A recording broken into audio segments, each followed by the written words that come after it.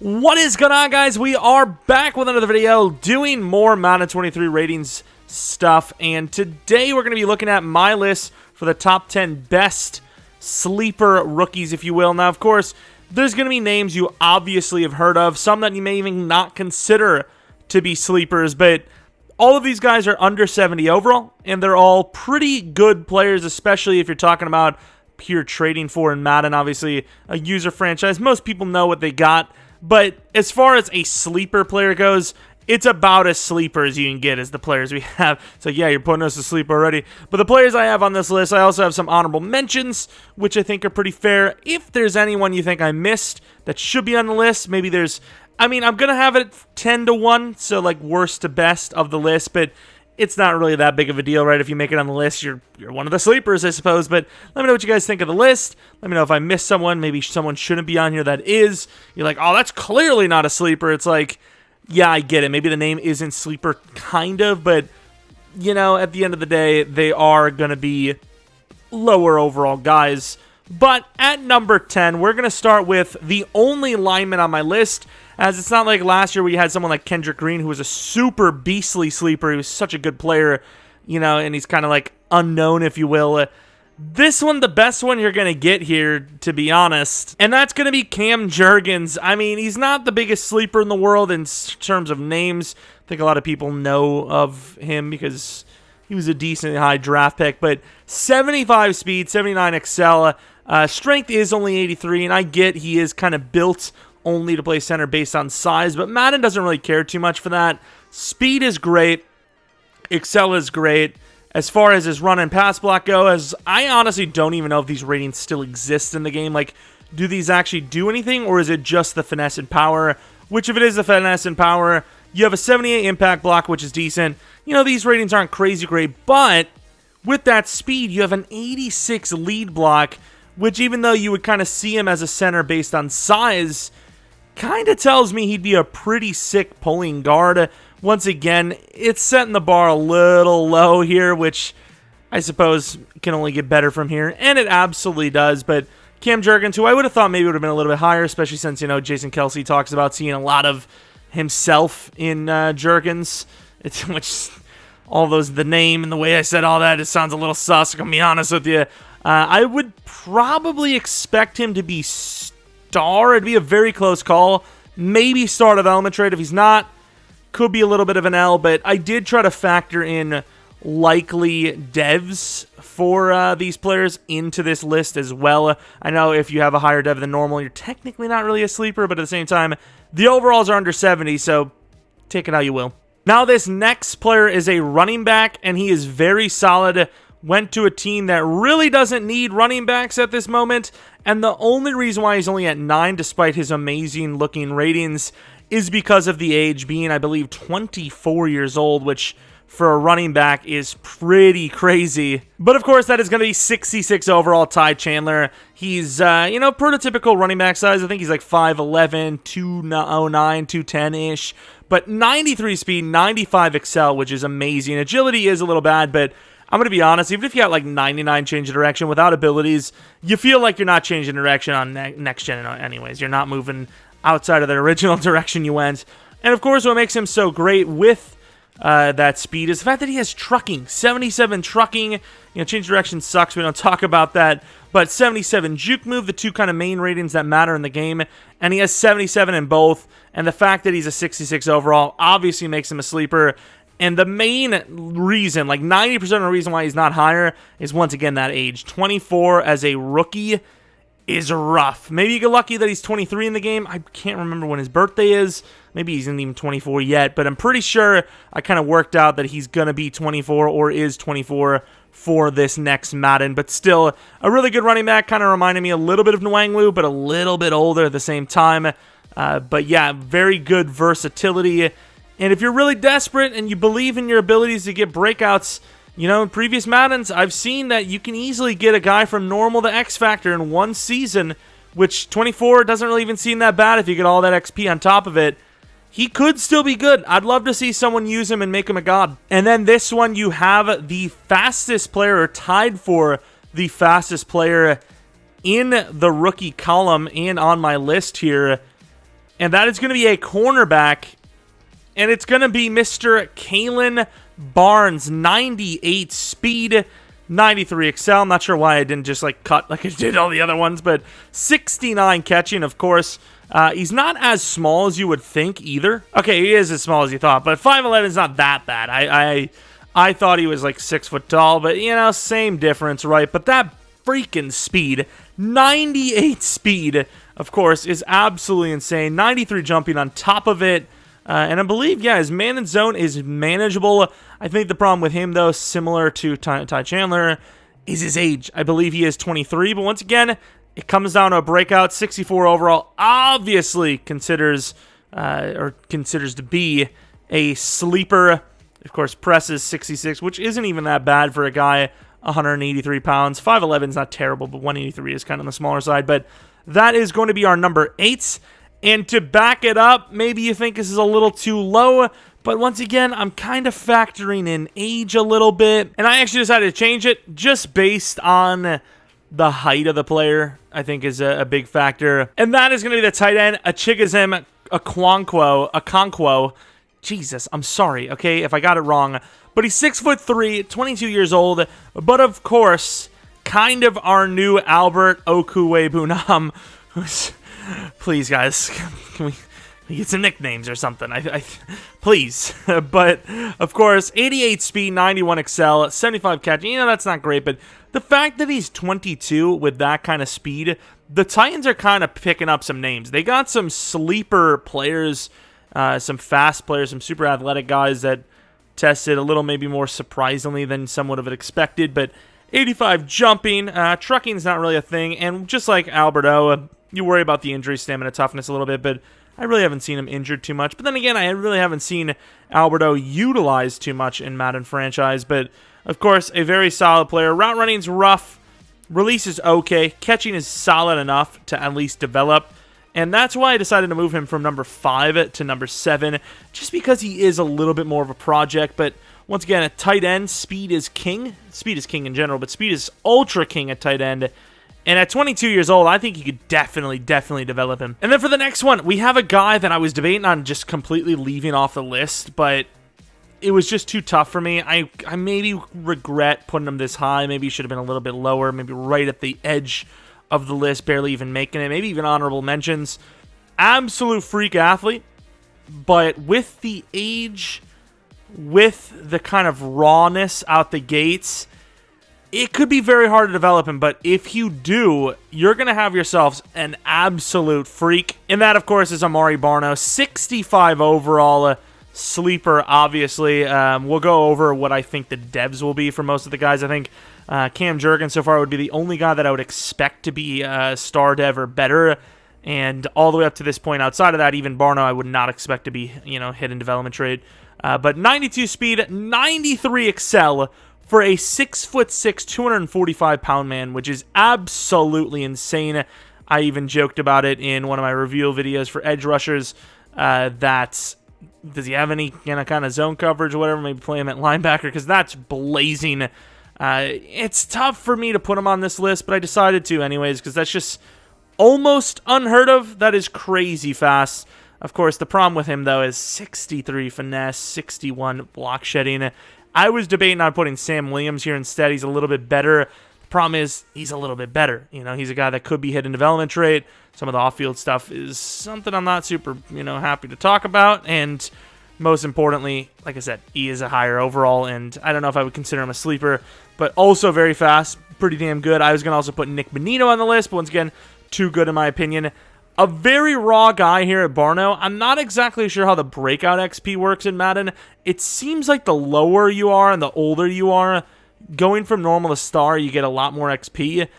And because he's such a low overall, you could get glitchy with this guy. Like, it wouldn't surprise me to see if you were to actually, let's say, get him to superstar first season, whether that's, with one breakout and then an end of the season, XP thing or upgrade. Could he get to 94, 95 speed? Because once again, his upgrades are going to be piling up because he's a lower overall. It's going to take less to get him there, even though he's 23. I would love to see someone max this man out. I want to see what that speed can get to. And like I said, I think all you are is one breakout away from any player being usable as a rookie. So that's going to be our number 6 guy. And, I mean, he's a DN with 92 speed, 93 excel. What else do you want? And if you've been paying attention the whole time, I think you may have already been spoiled for our number 5 pick. Some people may think he's a little bit too low. But based on the other guys I have on my list here, I mean, I think I like where we're at. I'm hoping I'm not forgetting anyone. I don't think I am. But number 5 is the corner I was talking about. And I think we all know by now. That is, of course, 6'4" cornerback Tariq Woolen. I had him just barely above Kalon Barnes earlier in the list, and I was like, you know what? He's a 6'4" fast corner. 23 years old, of course, but 69 catch, 97 speed, 96 excel for a, once again, 6'4" corner, dude. Giving me kind of like Chris Westry vibes, but even faster with a little bit more potential. And just like Kalon Barnes, his coverage ratings aren't great, but they aren't terrible either. 64 man, 6 zone. Not terrible. And not that you probably need any more speed, but just like a Barno, just like Barnes, because their overall is lower, you're going to get more upgrades. We knew how OP slot upgrading was last year, which, you know, with this being, you know, slightly needing more man coverage, that's probably where you'd go anyways. Could he get to 99 speed? Probably, to be honest. I never paid attention to his hit power. 73 press is really good out the gate. 59 hit power, it's not really much. But, yeah, I mean, solid player. Number 5. Some people maybe think he should be a little higher, but I think I can make my argument for the guys that are a little bit above. Number 4 is going to be our, I believe, final... No, not final offensive player. There's 2 offensive players left. This is going to be our only wide receiver, though. And he's a tall guy with some speed, giving me some DJ Chark vibes from Madden. And that, of course, is going to be Tyquan Thornton. I think a lot of people thought he might have been a little bit faster in the game, but you can't go wrong at 6'3", 95 speed, and I believe he is ultra young. The Patriots finally getting some speed in Madden. They've been easily one of the slowest, if not the slowest teams in the entire game for how many years now. Them and the Chargers are just really slow teams in the game. But 95 speed, 91 excel, 83 catching at 6'3". On top of that, of course, 88 jumping, injury stamina is decent, toughness you could, you know, definitely work on. Juke move, you're not worried about that. He's the tall guy. You're going to try to get him to stretch the field. You don't really care too much, giving you MVS vibes, if you will. But catching in general is pretty damn good. Route running's fine. The one problem with a lot of these receivers, though, is release. 62 release. But outside of that, with his youth, his height, and his speed, he is an absolute god. And once again, under 70 overall. Kind of a sleeper, kind of not. But once again, if you're under 70, I'm going to call it a sleeper. And now we move on to what I think, by position, could be the freakiest rookie of all of these players. But the position, the comparison, makes it where they're not the number 1 because of those things. Of course, like, you know, it's kind of contradictive to say the freakiest of all the athletes here. And you're like, okay, well, then they're the biggest sleeper then, right? But the position isn't the rarest thing to see this kind of athleticism anymore, but some of you guys may be picking up on it. Our number 3 is Troy Anderson, 69 overall linebacker, 92 speed, 95 excel, 87 agility, 67 catch. You're probably thinking, he's probably one of those like 5'11 linebackers. No! He's almost 240. He's 6'3". He's insane. Of course, he's my number 3. Only because he's a linebacker. We've seen time and time again now that linebackers have been getting faster in the league.